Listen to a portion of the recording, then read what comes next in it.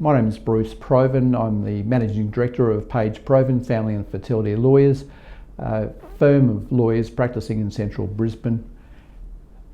Most of the work that I do is in family law, which involves people who are about to separate or have separated from their spouse. I want to talk today about minimising the cost of separation, both financially and emotionally.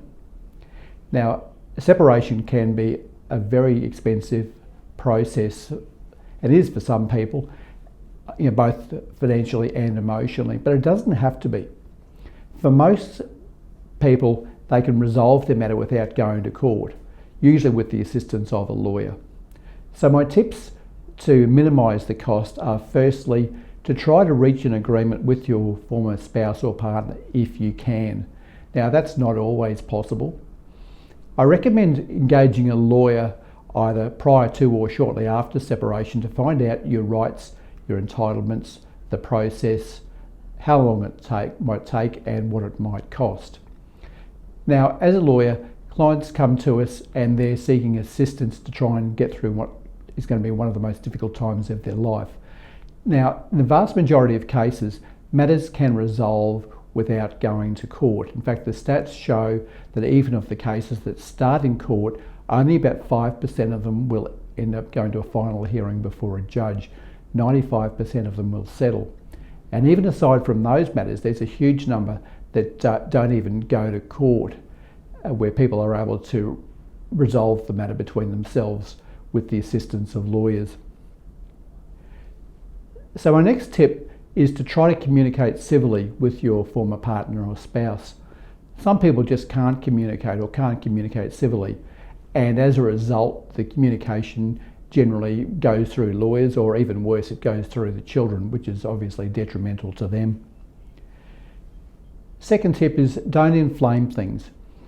You have certain rights. For example, you are entitled to take money out of a joint bank account, or you're entitled to change the locks on your house. But you need to think very carefully before you do something like that, because doing that might just inflame things, and that might cause what should be an otherwise amicable settlement to end up in court.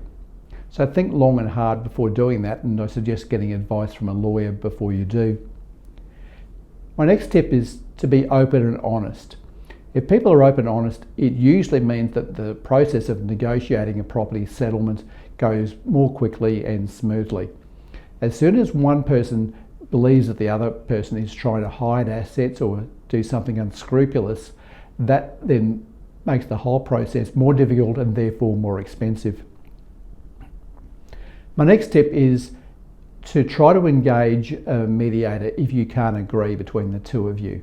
Now, that can be a mediator either in relation to a property matter or in relation to a parenting matter.